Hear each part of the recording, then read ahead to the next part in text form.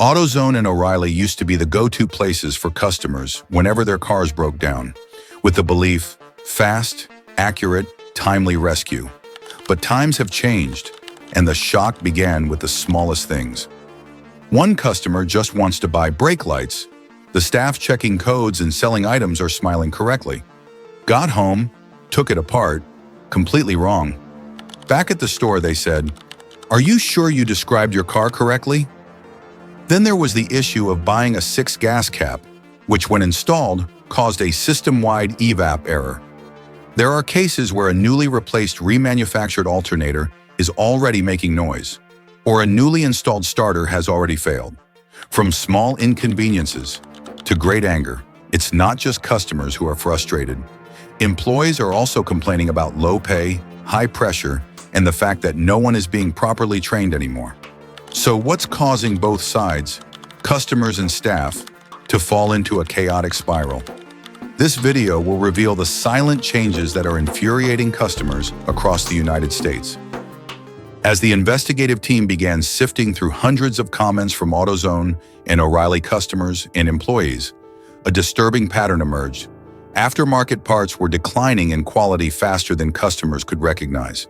And this was the first spark that ignited consumer outrage. In many comments, customers describe incredible experiences. A newly installed alternator, upon starting for the first time, made a sound like dry ball bearings. The starter Riemann looks sleek, with a brand new casing, but the inside is like a cheap watch. It only runs for a few weeks and then stops completely. Many people claim that the new parts are even worse than the components they salvaged from old cars in junkyards. These stories are no longer just a few isolated incidents. They're popping up all over forums, Reddit, and even in the comments you've seen. Parts are now bad right out of the box.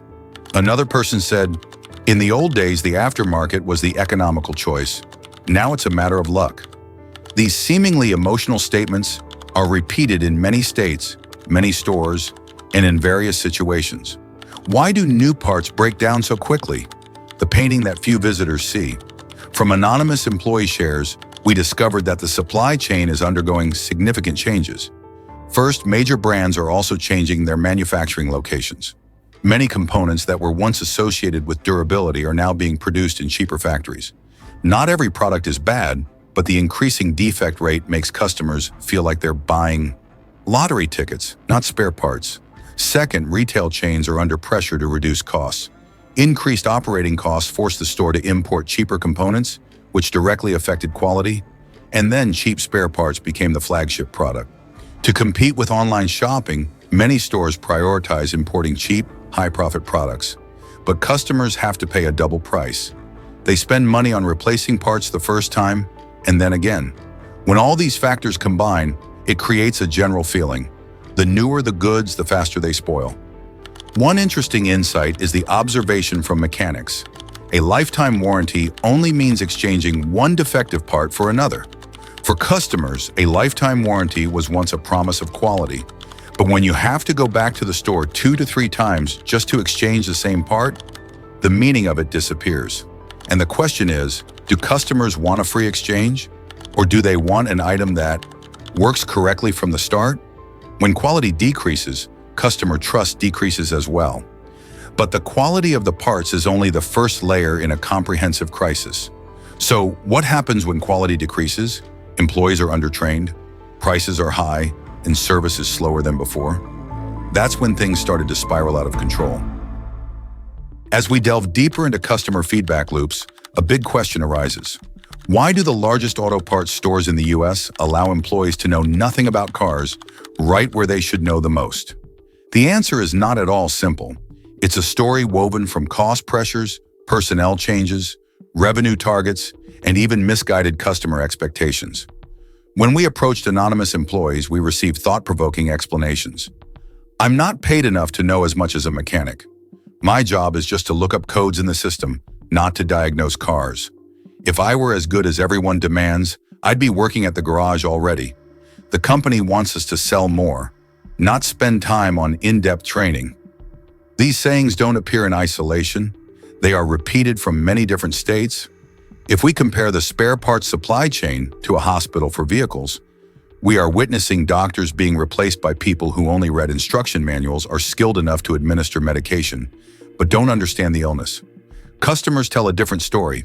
The staff doesn't know how to install windshield wipers, sold the wrong brake light as a reverse light. When asked if the car was automatic or manual, the customer said it was normal, but the staff didn't know what else to ask. Customer expectations are very high. They want to walk into the store and be assisted as if they were meeting a repair expert. But in reality, most employees only receive a few hours or days of training, just enough to identify the location of goods, not enough to understand a modern vehicle system with thousands of variations. The easiest image to imagine: someone needs detailed directions, but the guide only has a sketch map. No one is completely wrong, but the mismatch of expectations makes every interaction susceptible to becoming a trigger for discomfort. Something few customers know: AutoZone and O'Reilly used to hire experienced mechanics to work at the counter. Those people can hear the machine, look at the parts, and know the problem right away. But as personnel costs increased by hundreds of millions of dollars each year, this model was no longer viable. They switched to hiring part-time employees, students, unskilled laborers, and people who had never held a wrench before. This leads to a domino effect. Low wages, limited training, employees lack knowledge, customers are upset, employees are stressed, service is worse, customers get even angrier. The cycle continues. It's not the fault of one individual, but the consequence of the entire system. So who is really suffering? Customer, employee, or are the retail chains themselves gradually losing trust? When one side has high expectations and the other lacks the tools to meet them, conflict is inevitable. And this is precisely why most customers feel they are no longer being served as they were before. Have you ever encountered a situation where a staff member sold you the wrong parts or was unable to assist you? Please share to see if your experience aligns with national trends. As the investigation team traced the invoices shared by customers, a shocking discovery emerged. A significant number of parts at AutoZone and O'Reilly were priced the same as, or even higher than, genuine parts. This completely contradicts the philosophy that has underpinned the aftermarket for decades. Cheap, quick replacement works well enough. But why did things turn around so quickly? A customer bought a Bosch remanufactured alternator at AutoZone for over $200. But when he checked on Amazon, he found that genuine Bosch products were only about $220, not a big enough difference to justify choosing a remanufactured one. In another case, the aftermarket intake air sensor at O'Reilly was more expensive than the OEM sensor from the dealership. One user even recorded that the 6 gas cap at the store could actually be purchased as a genuine part for $20, a difference of only a cup of coffee. But the durability and accuracy were worlds apart. These examples don't come from a single store, but are scattered across the states, like small sparks gradually coalescing into a large fire. Why are prices increasing so rapidly?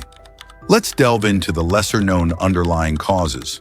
First, operating costs are eroding the traditional model. Physical stores have to pay for labor, warehousing, shipping, returns, spoilage, and warranties.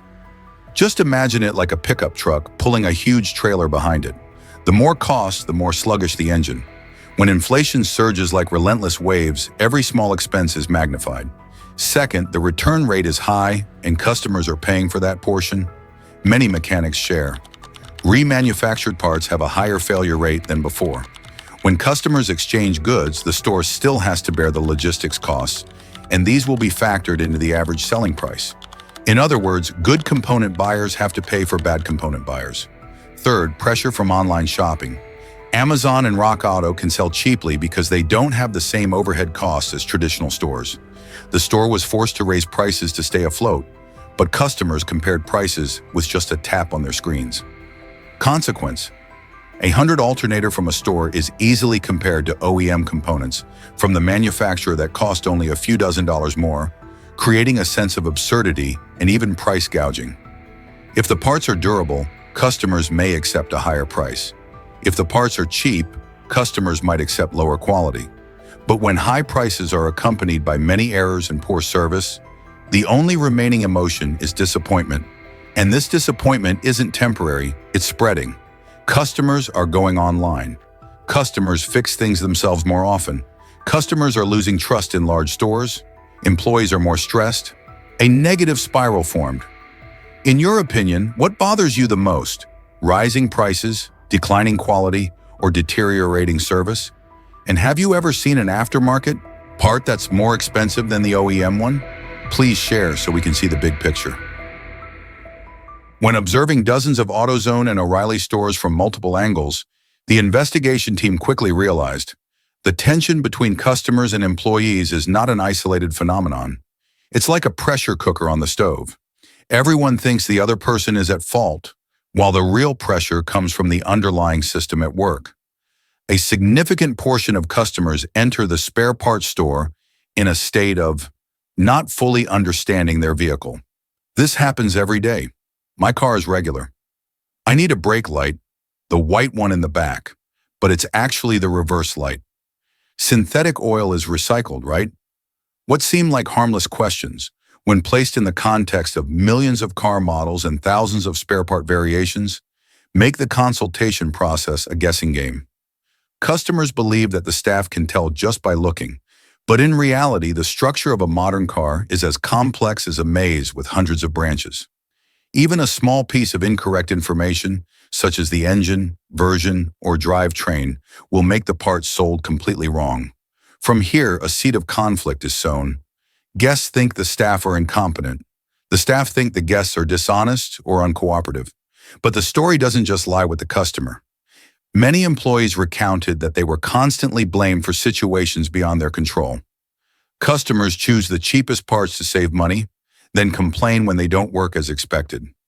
Customers install incorrectly or don't follow instructions, but when the vehicle malfunctions, all eyes turn to the service counter. It's not uncommon for customers to put old parts in new boxes to return them.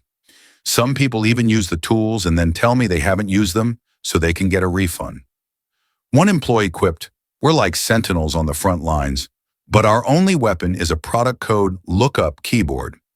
They had to deal with pressure from management, sales targets, and countless rigid rules about returns and exchanges.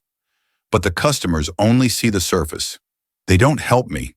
This is a no-win conflict that only escalates tensions every day. Are AutoZone and O'Reilly becoming the emotional flashpoints for millions of financially stressed Americans? The car broke down, and it's certain to require a large unexpected expense. Rising spare part prices are causing customer frustration. Inconsistent quality increases frustration. Employees are tired due to low wages, leading to slow service. Customers are getting impatient because they need a car to go to work, and then tensions rise. It all combines like a chain reaction. The auto parts store became a place where all the pressures of life were condensed and released by both customers and employees. No one really wants to get angry, but the current operating mechanism makes every small collision potentially escalate into a major conflict, like two trains traveling in opposite directions on the same track with no one having the right to change course. In your opinion, where does this conflict stem from more?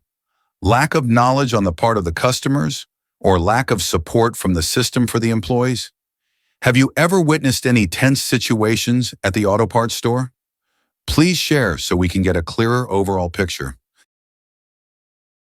When we piece together information from employee accounts, cost data, and customer comments, we realize one thing. The crisis at AutoZone and O'Reilly didn't stem from a single incident. It comes from a series of silent changes that have occurred over many years, like icebergs drifting beneath the surface, pushing the giant ship off course. Previously, the familiar faces at the parts counter were former mechanics, longtime garage workers, people who could tell the engine's ailment just by the sound and immediately identify the part number by looking at a component. But this model no longer exists. Rising labor costs, like a steep graph, force chains to restructure, hire part-time students, hiring new people who have never held a wrench, reduce in-depth technical training, shift recruitment criteria to fast, cheap, and easily replaceable. The result? The parts store is gradually becoming more like a general store, where employees are only expected to put orders on the correct shelves.